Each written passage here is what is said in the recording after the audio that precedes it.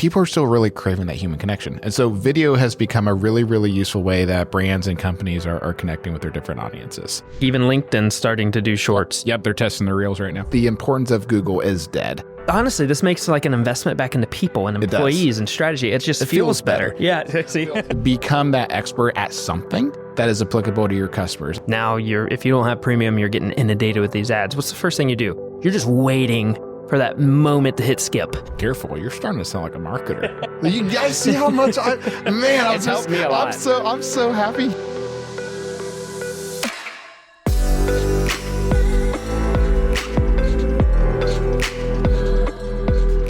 Hello, and welcome to another episode of the Next Gen Strategies podcast. I got the intro today because apparently we're going to talk about something a lot more interesting than money, finances, and taxes. That's right. So today we're going to talk about the current state of marketing. And luckily we do have a marketing expert with us to kind of give us his opinions and his outlook of what marketing looks like in 2025. And I know before we started shooting, you jumped right away at, hey, let's talk about video right off the start. So what do you think about video in the context of marketing for right now? Yeah, I think one of the biggest things that if you want to be successful with your marketing and sales efforts in 2025, like you better be utilizing video. And there's a whole lot of different ways that you can utilize video. Couple different mediums and things that we can talk about for sure. But yeah, I think one of the things, and actually I just read this on LinkedIn today from somebody who I follow who's much more knowledgeable in that space. I don't claim to be the expert in everything, but one of the unique things that he said actually was less marketing, more just like from a psychology and consumer behavior standpoint. He's like, folks are still kind of craving that like human connection to people. And I think what's happened is, we had a lot of really good things happen, right? Actually, out of a result of the pandemic for all the bad. But, you've had a lot more of this work from home crowd. People are more adept to look online in different areas for stuff. But at the end of the day, people are still really craving that human connection. And so video has become a really, really useful way that brands and companies are connecting with their different audiences. Yeah, that makes sense to me. I think as the world becomes more technological, there's less face-to-face interaction. The thing that they're going to crave is that genuine human interaction, because I know you got some talking points later about AI, but AI has brought in just all this amazing technical detail and ability to cram out stuff. But you've probably noticed it as much as I have. It's kind of starting to get easy to tell what's AI and what's not. And that real, raw, authentic video content is really resonating with people. Yeah, it is. And the stats back that up, right? Even if you use video in a medium like email, I want to say it could be 3, 4, 5, 6. I don't even remember what the stat is anymore. But when you use videos and emails, like your open rates are just ridiculously higher. But to talk a little bit more about what is really, when you say video, like what does that really mean?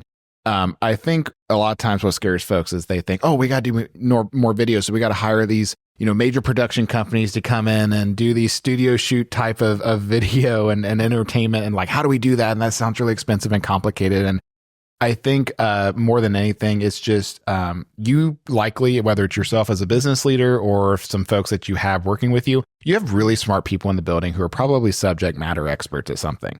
And so part of what you need to be doing with video is sharing that subject matter expertise, not doing it behind a keyboard with super, super, super long blogs and all these different things, but just organically sitting down, having conversations. You can utilize a cell phone camera like we are doing right now for this podcast. But you can utilize different tools like that are pretty cost efficient and can get some really good user generated content out there that is authentic to your thoughts, your brand, and what you want to say that your end consumer wants to hear. So if you're feeling, I guess, overwhelmed with the idea of how to create or come up with video content, I guess more specifically, are you talking about I need to have, videos on my website, or should I be emailing people videos, or should I be posting on social media? Are they all different? Are they all the same? Like what do I need to be doing? Yeah, I think there's definitely different types of video that goes out there. And depending on the medium and the industry that you're in, right, you're going to have different applications. One of the things I would encourage is, think about your buyers and the path that they take to potentially purchasing a product or a service from you. If you think about put your sales hat on, right? So there's probably different types of questions that buyer is asking along the journey. From when they first hear about you, right? They might be asking a little bit more like, well, who are you? What do you do? How do you do it? Do you work with people like me? So you can do different types of video that will address those things, right? And you may do a 2 or 3 minute video that lives on your website that addresses some of those things, but don't just let that video necessarily sit there. You might have opportunities to chunk 1 2 to 3 minute video into 5 different videos that then, to what you were saying, can be repurposed for different social channels, etc. So you're saying you could kind of invest the time into shooting one video and then be able to use it across different platforms and mediums and get a bunch out of it. Exactly right. And if you're not doing that, you're probably going to put a lot of time and effort in one thing that's going to be used one time. It's going to sit on the shelf and then somebody's never going to, oh, we got it on the website. Oh, that's great. But you could have got 5 or 6 different more iterations of that on LinkedIn or on Facebook or on Instagram or on TikTok or wherever it would go after that. Yeah. I mean, this makes a lot of sense to me because, and it kind of dawned on me as we went through the process of creating our video content that, how I consume media and probably how you consume media. If you think about it, maybe 5-6 years ago, it was kind of static content. Like you scroll to Instagram and you just see pictures. See an image or... Yeah. And it's all flipped on its head. Like since the boom of TikTok, every other social media platform has followed and everything's about these shorts, this 10 seconds to a minute long video where you're on a feed and it just keeps giving it to you. Like even LinkedIn's starting to do shorts. Yep, they're testing the reels right now. So it seems like, and just think about this for yourself, when you're using your phone, which is probably a lot more time than what you want it to be, what are you consuming? And it seems like if you think about it, most of the time it's some sort of video feed. Either you are watching long form content on YouTube or you're in that doom scroll of those shorts. That is how we're consuming things. And that's kind of how we buy things. It's, you even think about like the shirt that you bought last week might have been as a result of a influencer's video on whatever social media channel you're doing. Is that what you're referencing? Yeah. Like this shirt right here, I think came from a TikTok video. So, it's funny, but I don't go out and search for things the way I used to. Sometimes they're just driven right to me through the video content. And I'm not going out and reaching for it. Yeah, and we'll definitely want to cover another thing is data marketing in terms of search has really changed. Yeah. So that will be for sure going to be a piece of this. But yeah, I think being able to take, and I can even provide some, I'll provide some links in the comments for some different types of videos that might be really good for your business. Because again, whether you're a restaurant or a service-based business or you're a manufacturer or you make something, like all these different things, like there's going to be different types of video and that are applicable for your business. You got to figure out which one makes the most sense and make sure that you're doing it consistent. So from your perspective, I assume there's a wide range of investment into video.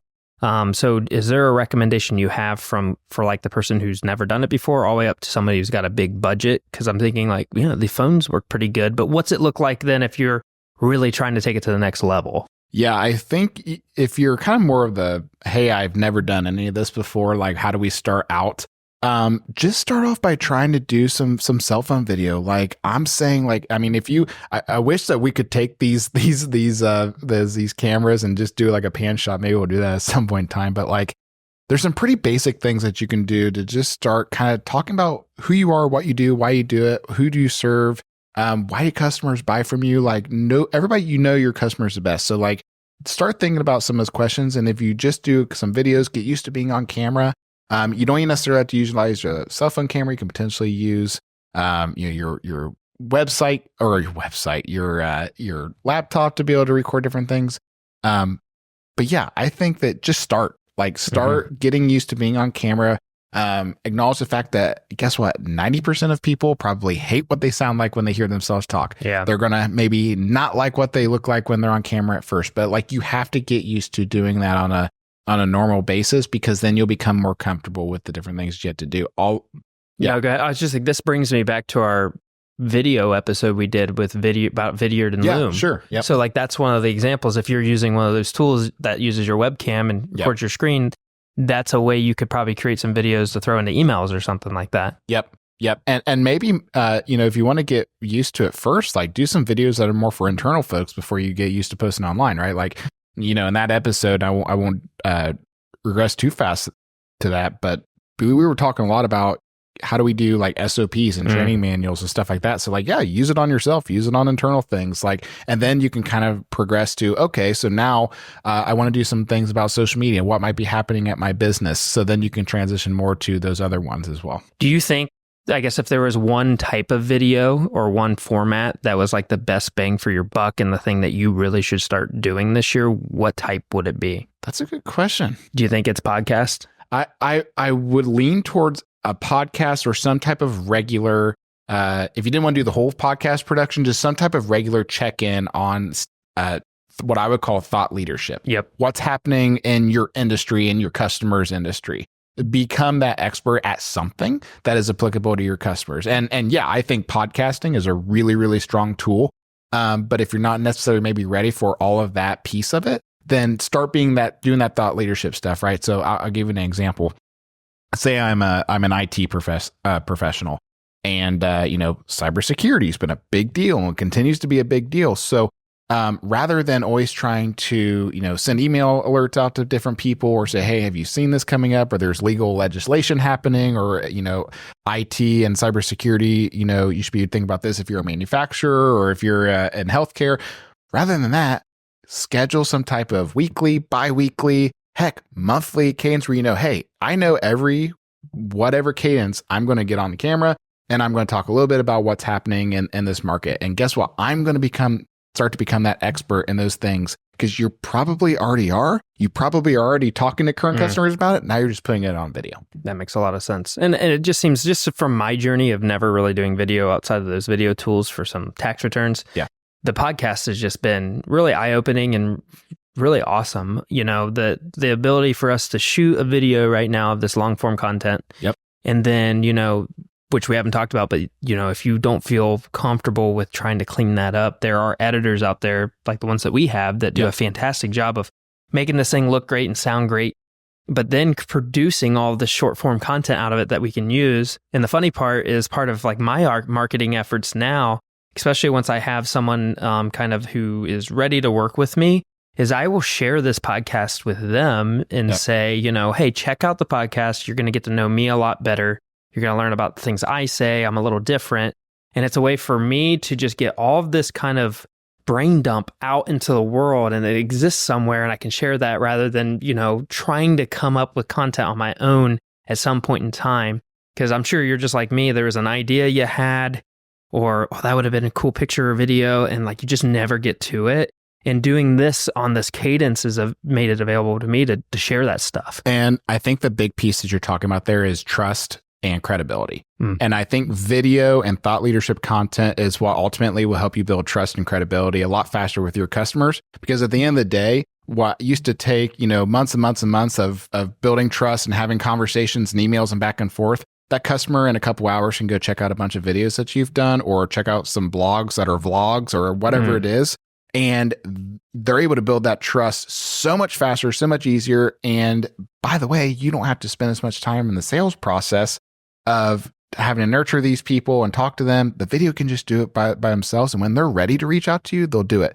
I think the stat behind, I read this the other day too. I think the stat is something like customers expect to have 80% of their buyer's journey, research, etc., done before they actually talk to the person that they're trying to sell to buy from. That is a dramatic shift from where things were a couple years ago. So it's very necessary to what you were saying. A podcast, video production, these things can really, really start to drive that trust and really help your business from a marketing standpoint. Yeah. And I wouldn't be intimidated of the podcast thing. Like you said before, I mean, we had a relatively minimal investment into this. We got a couple lights set up, some phones, a little bit of a nice backdrop. I think, a key part is having nice editors or good editors, because they can kind of turn bad things into great things. And in your case, a wife who has a great eye for interior design type of stuff, and you don't have two yahoos like us trying to put this stuff together. She helped us add this wonderful fireplace. It's not lit yet, but you'll see that soon. It will be. But really, I was shocked on how honestly easy this was to get up and going, and the comfortability now that we have just to come down here and sit down and talk through these things. And it's produced so much great content. And I want to put that out there, especially for some of the more conservative type of industries out there like accounting where we are frustrated all the time about the content that's out on the internet. That's bad advice. You know, I'm sure attorneys feel that way. Several, even IT folks. IT, marketing, insurance. We got to be a part of the solution and create content. It's going to do great for our marketing, but at the same time, now we're helping and educating the people out there from real experts. I think the biggest piece of that too also is consistency. So if you are starting a podcast, and I think in the future we may just do an episode like, oh, hey, you're thinking about doing a podcast. What all to expect, things to do about it. And we might even have our podcast editors on that too. And we might be able to at least show the setup and everything. We can do a little walk around because it's nothing fancy. It's a couple Amazon purchases, etc. But yeah, there's just a lot you have to be consistent with it. A lot of these podcasts will fail because after 6 or 7 episodes, they just give up. You said you've seen some statistics on that. I have. Yeah. I forget what it is, but a majority of podcasts will fail just because people are like, well, it didn't go viral in our first six times, or, we didn't realize there was this much work in it, or we never actually got a process down for how we're going to do this and how we're going to come up with our content. And if you're doing guests, how are you going to do that? So plan a little bit, but then, there's a lot of things that once you kind of have that consistency there, you realize that you're not going to go viral on the first couple of episodes, that this is a long-term thing, that you're able to get some potentially short-term gains from doing things like shorts and inviting folks on and expanding your reach. Then there's a lot of things you can do with this. Well, I know we had a big episode on like partnerships for marketing, and I know this is a piece you want to touch on, but I think it's a perfect segue because a huge part of podcasting, if you haven't noticed with most podcasts, is inviting on guests and having guests. And I know you have some really good talking points about how when you're doing video, or even if just in general, like referral and partnership marketing, how utilizing those partnerships can kind of expand your reach and kind of give you more access to the very specific customers you want to work with, or just a bigger, market.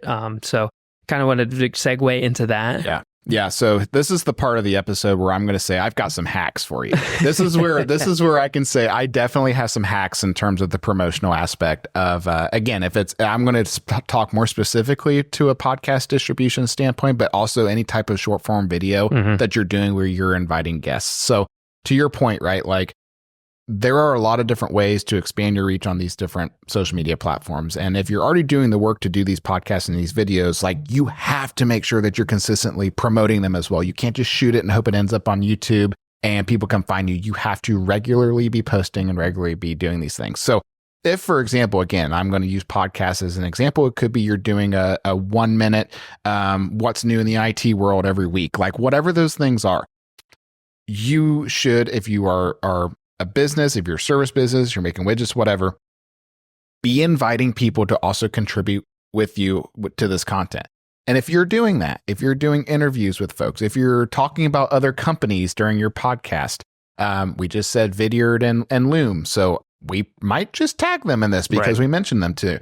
That is a hack, because as you are doing the promotional content, so again, let's say we go through this whole editing phase, we got a 30-minute podcast is sitting there. Great, we're going to go post this on YouTube. Well, the other piece of this is that we should be looking for the different shorts as part of this that were high impact items that we were talking about that can then be utilized on these social media platforms. And as we're going to these social media platforms, if you had a guest, you should be tagging that guest on social media, again, whether it be on Facebook or on LinkedIn. I've had a lot of success with it on the LinkedIn side of things, depending on your business, but go tag those folks. So instead of saying, hey, we had Ty on the podcast day, say I had @Tyler Davis from, DAT was on the podcast day, because then those folks, especially on LinkedIn, are going to, so his followers are going to see this. So his followers are going to have the ability to see, oh, what was Tyler talking to? Oh, he's talking to some dude named Grant. Like, wonder what they were talking about. So now as Grant, as company, so GC Strategies, for example, now I have expanded my reach to Tyler's network. And so that's an easy way. That's kind of a quick hitter thing, because right now LinkedIn is rewarding those tags, those mentions, if you're having that organic content that clearly wasn't generated by AI. But then I'm going to go one step further, and you can tell, like, I nerd out on this stuff. So let's say, for example, right, you might have a handful of clients or customers that you're working with, and I'm going to talk a little more on the LinkedIn side of things than anything right now. You may have to buy the premium version to get a certain amount after a certain while, but one of the things that you want to look at is, let's say, for example, again, I'm going to use Tyler as an example, who's on the accounting fractional CFO side of things. Well, let's say I Tyler's, let's say he's a client of mine. I want to work with more people like Tyler. So how do you naturally do that? Well, on LinkedIn, I can go click and look at Tyler's other connections. And I can go find through just some quick searches of like, okay, so who are the other people that Tyler's connected with? And how do I find more people like Tyler? And so one of the things I might do, I might just reach directly out to those folks and say, hey, you know what? Saw you're connected with Tyler Davis and we work with XYZ and blah, blah. Or even better, I might look at Tyler and say, hey, Tyler, we've had a really good working relationship recently. Would you be willing to do a little testimonial talking on about video,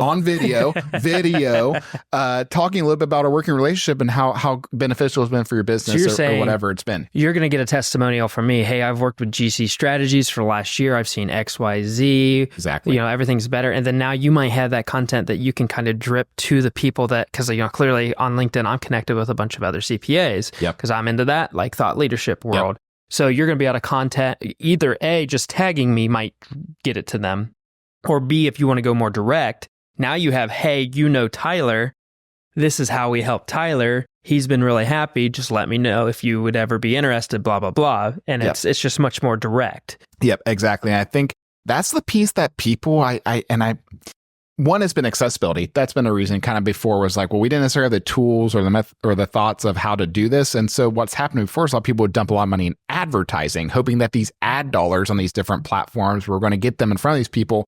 Well, now it's a little bit more, kind of like guerrilla tactics. It's like, well, no, let's just think a little bit differently. How can we do this that's cost affordable and fast? I mean, literally, I could send an email or call time like, hey, would you be willing to do this? Yeah, I'll do this. Give me 10 minutes. I'll do a quick little video. I'll post it online. I paid nothing for that. It took him 15 minutes and our reach was 50x compared to what potentially putting $2,000 on an ad targeted to these people would have been. And oh, by the way, there's trust there already because Tyler is already trusted as a connection with these other people, which means inherently, again, I'm going to go to the psychology behind this. From a marketing standpoint, if Tyler trusts me and they trust them, then potentially they should be trusting me as well. I mean, there's just a lot of dynamics. This goes back to prior episodes we had about just trying to identify that like ideal client profile or customer profile. Right. So if you're working with that person, it's likely that the people that they're close to have similar needs, or you can serve them in a similar way. There's alignment in values, all those fun things.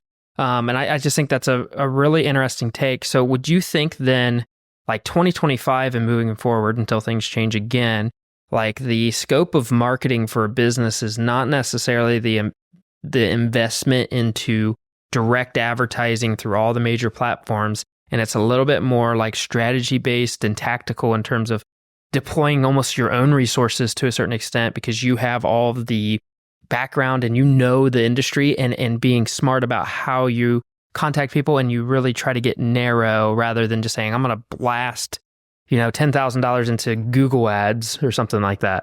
Yes. And as a creative marketer at heart, that makes me so happy that I can say like, yes, we now can start focusing on building your brands again, and we can start being creative and thinking a little bit differently. And we're almost kind of reverting back to what things were probably 10, 15 years ago, which kind of segues into, my last kind of point is that marketing last couple of years, everybody has been trying to market to Google. They've been trying to say, how can I get the best, what can I do to make Google rank me up at the top? And what can I do to make sure that I'm one of the links that when people are searching for a certain thing that I'm right there at the top? Well, now it's like, no, you can be a little bit more human in your marketing again and think differently about your customers and the ways that they think and where are they at and what do they trust? Like Google is still important. It's still important to have certain SEO elements on your website, but things have changed in that should not necessarily be your priority anymore. Your priority should be the content that is human and meets the needs of your end customer, because that's what's going to be rewarded on the social channels and the algorithm. And at the end of the day, that's what people really care about. So before I get all the SEO experts mad at you for saying all that, let's break that down a little bit, right? So like SEO is search engine optimization. Yeah. So and when you say that, you're saying like that thought of you have to have a website that's optimized that has like articles and blogs so that like Google sees it. and puts it up on the top of the first page and all that fun stuff, right? That is correct. Yeah. And then the ad spend as a result of that, like, and maybe you can explain this more to me, but it seems like 10 years ago, if you had like a really great website and really great articles, like you were going to get ranked pretty high on Google. But now when I search stuff on Google, like the first 15 results are just sponsored. Yeah. So I can't even get to that stuff unless that person, I assume, is spending money to get it up there, right? Correct. Okay. Correct. And you're saying, while having foundations like a website and good content on there is important, you could be allocating resources more towards creative and thoughtful, humanized content via video on different platforms. Careful, you're starting to sound like a marketer. You guys see how much It's helped me a lot. I'm so happy. He's it's like the things I've been trying to tell him. It's like, and now, so on the next, I just like it because I'm not spending a bunch of money on Google ads, and right. And then this makes like an investment back into people and employees and strategy. It feels better. Yeah, it feels better. So on the next episode, I'm going to be giving tax strategy advice. So watch out, because there's been things he's been telling me too. But no, that you're right, and I think there's importance. There's still things that you need to do on your website that you're optimizing for Google's algorithms, because Google's still Google. And even though things are changing, like, you still need to be ready for like things like voice search and how people are still searching for certain things. But yes, at the end of the day, like, and then for larger brands who have the ability to spend those ad dollars and they do it in a way that's promoting that good content, which a lot of times would happen, and people would think that advertising was just my easy button to get in front of people with crappy content. Well, now if you've taken the time to do the good content and you really know your customers and you really know that side of it, absolutely, there's still an opportunity to do direct advertising through Google Ads, but you better have that right foundation. You better have the other things happening, and don't just put all your eggs in that one basket of a Google ad that's going to hopefully get in front I of just something. think about my own behavior, and maybe think about yours too. When you get on YouTube and look up a video, now if you don't have premium, you're getting inundated with these ads. What's the first thing you do? You're just waiting for that moment to hit skip. Like, you don't care. You're hitting skip. You're getting through it to watch that good video content that somebody made. That's right. Right. And then when you search for something on Google, I naturally scroll halfway through the page automatically, because I know the first 10 listings are junk, because it's not what I was looking for. And I couldn't believe it. I saw statistics a couple weeks ago about how much search has changed from just searching on Google. Like, people are much more likely to search now directly on YouTube for their recipe or their problem, to search directly on TikTok, to search directly on ChatGPT, or even when you search on Bing or Google, it drops up the AI assistant. Correct.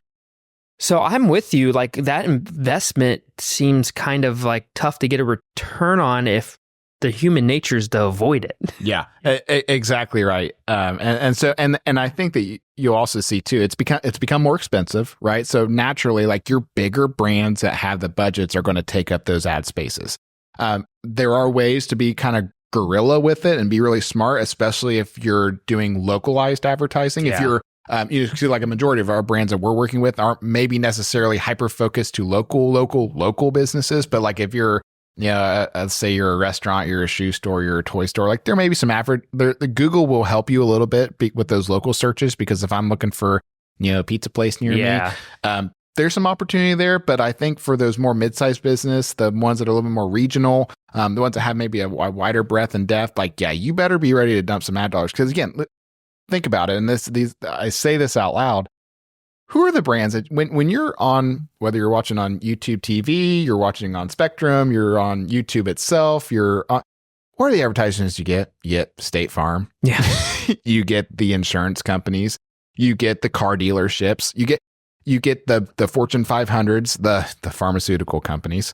Boy, I hope that doesn't flag us for saying that word. But you get these big dogs, right? And they're spending millions and millions and millions and millions of dollars. And so, where I think that these small businesses have a competitive advantage is to do the more humanized, localized content, and let's win the day on that, and then be smart, be really good about your distribution strategy. And at some point in time, if you get the chance to do the Google ads, great. Yeah.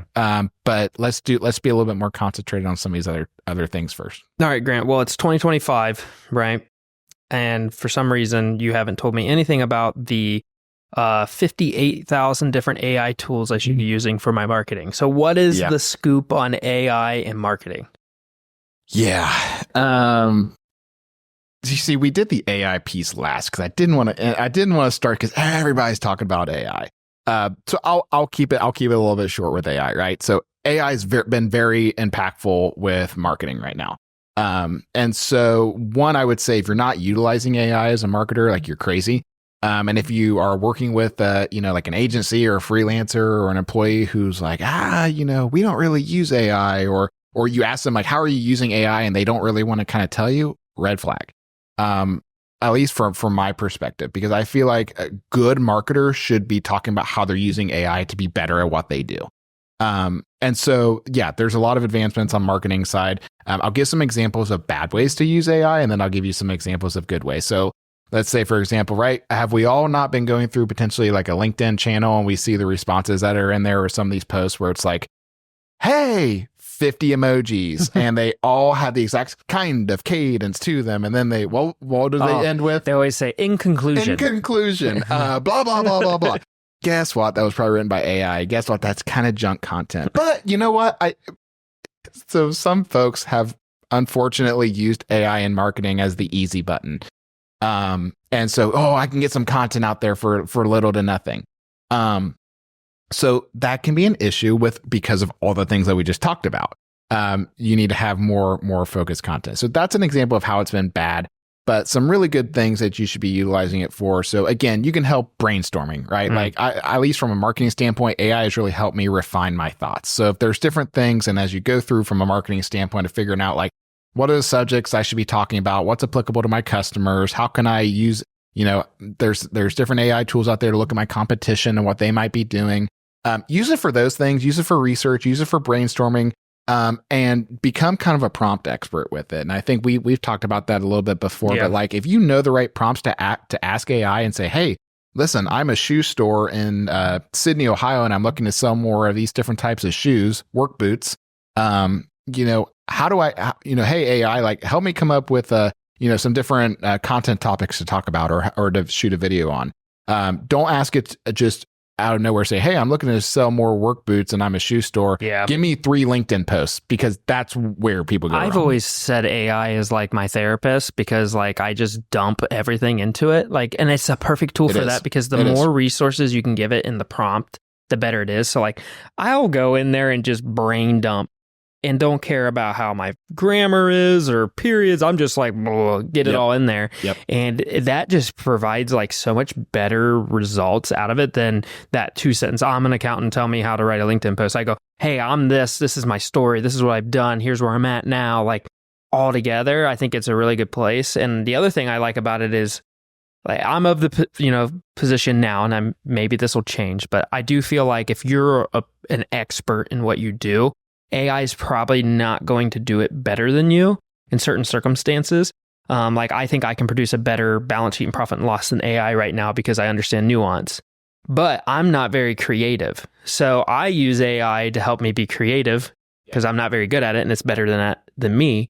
Whereas like somebody that isn't like a detail-oriented accountant, they may use AI to help keep them organized and put things together. So I always think about it as a way to make you more efficient and really expand your skill set.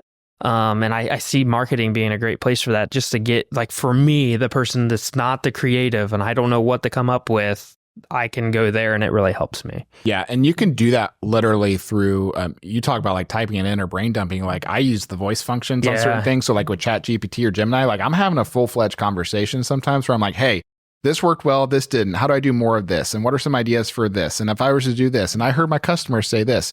So where I think marketing is changing is that marketers can now focus less on the tactical piece of like having to actually like physically type things out or put them into project management, or how do I now disseminate this?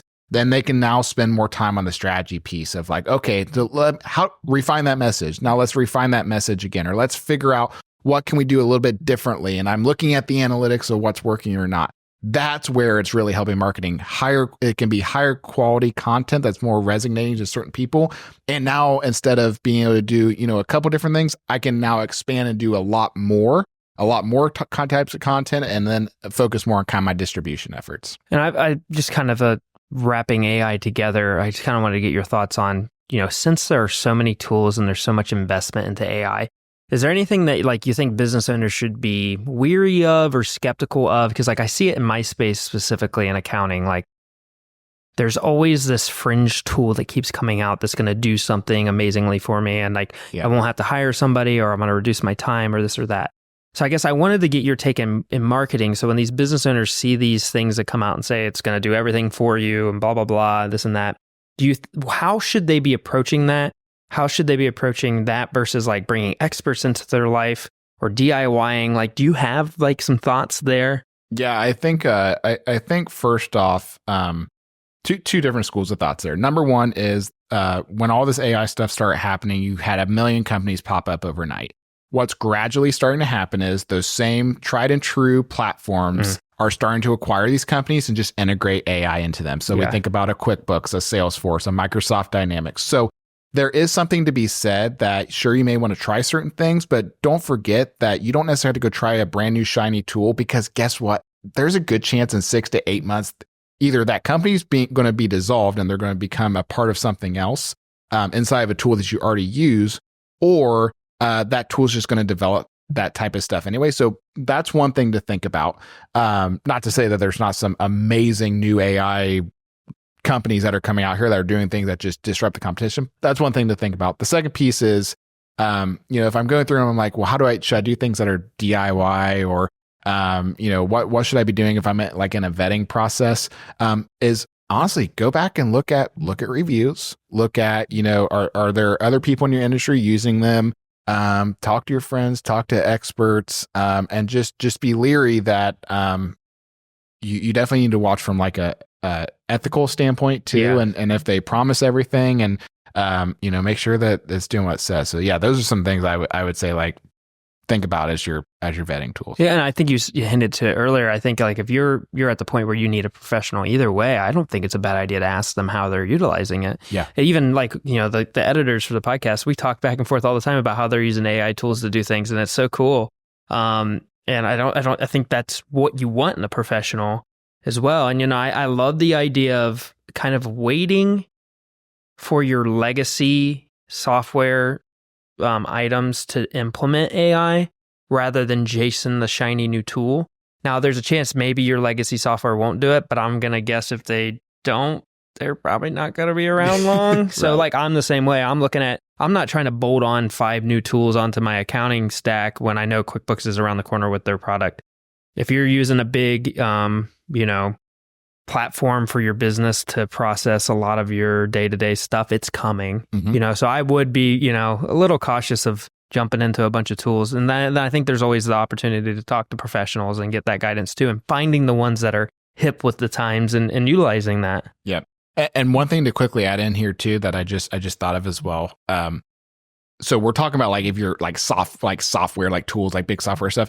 One thing that I do have really liked about AI, and what I think it's also done, is that a lot of these maybe smaller fish who have not traditionally been able to compete with big guys with price and these other things, AI has allowed them to steal some competitive advantages. I can think of just 2 customers I'm working with right now where they play in a pretty big lake with some of their competitors, and they've always just won on quality of service and things like that. Well, now they've made some innovations on the AI side in the background to where like, hey, guess what? We were really good on service, but now we can be even more price competitive, and we can be faster, and we can pivot to your demands because we've incorporated AI. And guess what? That Fortune 500 company over there they've not been able to, they can't change as fast as we can with the demand and the things that AI are doing. And so I've seen that actually be a competitive advantage of small businesses, not necessarily on like the tools that they use, but like, well, we've ingrained things so much faster, and we were already agile, and now we can be even faster to market with certain things, and even better from a competitive standpoint. That makes a lot of sense. Something else to consider. So if we're talking, just to kind of wrap this up, if we're talking AI tools that it would give the grant stamp of approval moving forward into 2025, I mean, I'm assuming you're going to say ChatGPT and what is it? Gemini is the one I'm using. Yep. Do you think that's kind of the mainstay? Are there any other leaders out there for you outside of that? I think I think those are probably the two main ones that a lot of folks are using. Now, what's happening is you're getting more industry specific ones that are using those to power them. Yep. So there's marketing software that's incorporating the same functionality that, ChatGPT and these other ones Just have. like you'll probably see, LinkedIn is already helping you write as you write your post. It has like an ability to do AI. I think Meta is starting to do some similar types of things. Well, I feel too, the same way in my space. It's like use ChatGPT and Gemini in your daily processes for sure, and then look at the options as they start becoming available in the day-to-day things that you're already using. Yeah, exactly. And don't get lost in the... I mean, you've had a lot of time on your hands and you want to get crazy with it, by all means, sure. But I mean, there are just so many different things out there right now and no clear winners. And one thing I'll add in here very quickly is we've actually seen this recently with some conversations with some people we know. There's actually kind of a new business type that's now starting where folks are like, I'm a really good problem solver and I love software. You just talked to a gentleman the other day who his whole business right now is he goes into businesses and he says, I'm going to leverage my years of experience, my knowledge of platforms and tools, and I'm really good with AI and automation. Help me understand all your business workflows and what you do. And I'm going to help set you up with AI to make your business even faster. It didn't even say Zapier or Zapier. How do you pronounce it? Zapier? We'll tag them because we want to get that, Shout out Zapier. Shout out. But that's what you're talking about, right? So that's one of the options that maybe is something that goes into the mix, because what's beautiful about that product is that someone that knows what they're doing with it can take all the software and apps that you're using and connect them together and create workflows out of it. And you bolt on somebody that's been there, done that, on top of that, man, you can do some crazy stuff. And that's like a agnostic piece of software that'll work with everything you have. That's a pretty cool one. Yep. Absolutely. Well, so to wrap up, like you said, right? State of marketing in 2025. What are the different things that you should be doing? Number one is video, podcasting, original thought leadership content. Like you have to be doing it, not just doing it to live one time on a website or live one time on YouTube. You have to be doing it and then posting it consistently, putting it out in the different social channels, chopping it up, reutilizing it. That's number one. Don't just do content to sit it on the shelf. Make sure you're fully utilizing it. Two, we need to definitely make sure that we're using partners and referrals, doing some of those hacks I mentioned in terms of tagging others, organically asking them, because again, your return and speed on that is going to be so much faster than potentially advertising. Utilize that. Use some of those guerrilla tactics we talked about. Number three, I wanted to say Google is dead on this episode. I still want to say it, but it's just not, and it just won't be. But what I will say is the importance of Google is dead to where it was the last couple of years. And so no longer is Google the end all be all. We need to now appease our customers more than the platforms and just be cognizant of search is changing. People are searching for things on TikTok, on LinkedIn, on YouTube, on whatever. So just make sure you're there. Make sure you're in those different areas. Yes, we still need to keep Google important. Yes, there's an importance to your website, but no longer is it the focal point. Make sure you're doing all these other things as well. And number one was the first thing I said. Make sure you're doing your own content. And finally, embrace AI, figure it out, play with it. If you got questions about how to utilize it in your marketing, like shameless plug, you can reach out to me. And if I can't answer it, I have some awesome people who I work with who probably can. All right. Awesome. I think this was a really good episode, Grant. I appreciate kind of just the thought leadership here. I've learned a lot just in our journey of doing video. Yeah. And I'm really excited about how it moves forward. And I really, really encourage you to not be afraid of it and get after it, because I think it'll be really rewarding. Absolutely. All right. Till next time. Thank you, guys. Thanks again for joining us today on the Next Gen Strategies podcast. Be sure to follow the show on Apple Podcasts, Spotify, or wherever you get your podcasts. And if you really enjoyed it, give us a share on any of your favorite social media channels. And don't forget to leave us a review.